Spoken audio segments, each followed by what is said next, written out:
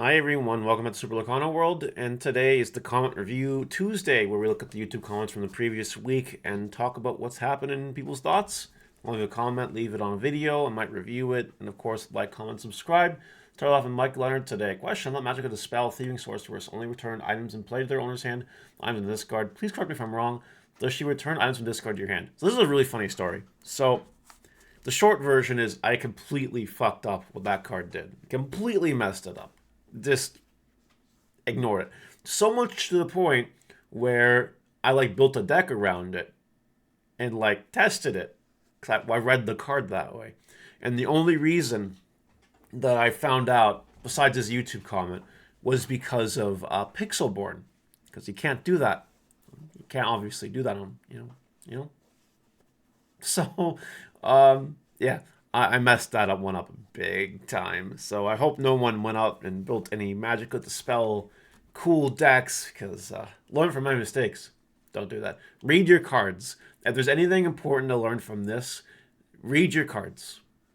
Just read them. Don't be like me. Turtle Sam, amazing review. Thanks a lot. You're welcome. Giga Jizz Anime. I don't know if that's how you pronounce that name, but Giz Anime. Bro, right, probably wrong. It's not pay one less to move a character there. It's pay one less to play characters. Yes, true. That was just a misread. That was just a Mario English fumble, not a complete misunderstanding. So there we go. It's a good card. Anyway, Pride Lens is nice. Austin Arnold 182 thought out comment. Just in time on turn 3, let you play the turn 4 Mickey Trumpeter, which will allow you to pay 2 for Chernobog turn 4, which is nutty. You could also turn 1 Pluto. In turn 3, you play Mickey. Also, you could play Tinkerbell 4 cost turn 3 just in time, which is like a song character in turn 3. The Mickey Mouse fan base is really either alive or not alive. Because last week's comment video was about Mickey Mouse, like the thumbnail, people really got their panties in a twist. They did. Anyway, we'll talk about this more a little bit later, but this was a thought-out comment, and yeah, there's combos. There are combos.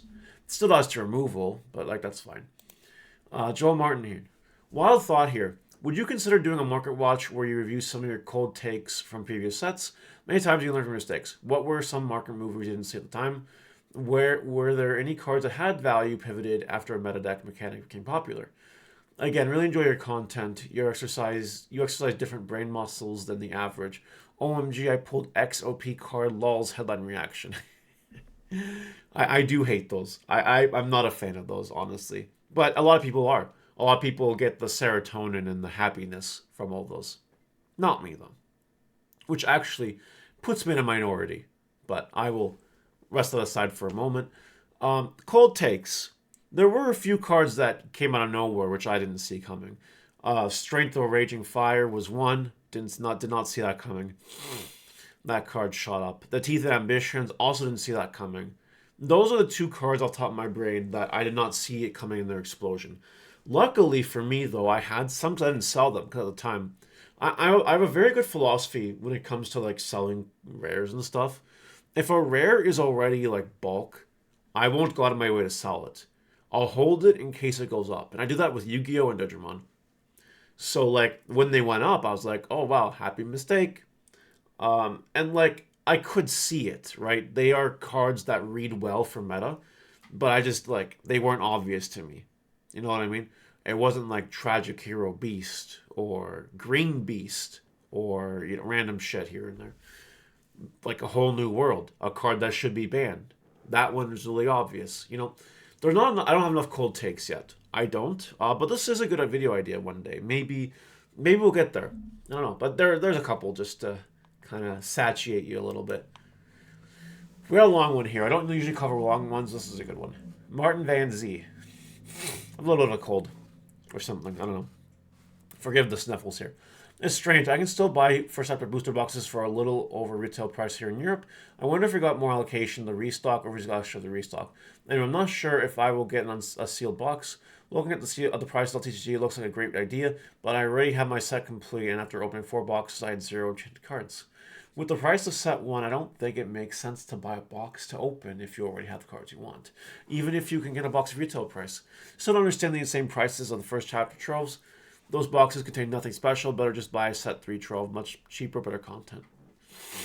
Okay. The Trove comment, we kind of faced it a little bit. It's because they just didn't get reprinted like the booster boxes did. It is actually a very rare item. So that's part one. Um, yeah, I'm not familiar with anywhere else in the world besides North America, and not just because I might be I don't have time to look into it really, but if you have booster boxes in Europe just over MSRP from an investment strategy, it's a good idea. The reason why I say that is because if you go over somewhere, I don't know where. Anyway, if you look at TCG Player and you look at Chapter 1 boxes, they're expensive, way over MSRP. And it will keep going that way for sure. So, yeah, I think you should buy them just to invest, not even to open up, just to invest. I think it's a safe bet, honestly. All right, John Blue. In my defense, the Mickey Mouse card is obviously awful. I didn't think I need to elaborate. You see, that's your first mistake. You didn't think. You didn't think. You got to use your brain once in a while. You know what I mean? So it's rich coming from me sometimes. So didn't read a whole card, built a whole deck around it. But that's okay. It's okay. Anyway, I'm giving John Blue a second chance here to back up his Mickey Mouse Elvish Piper defamation. So let's see what he says. It doesn't play something for free.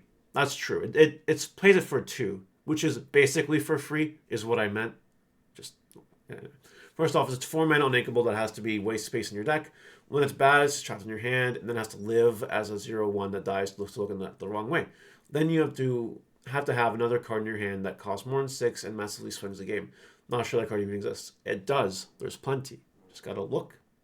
If you go on like Lorcana and you sort by play cost or whatever, you see them. They're there.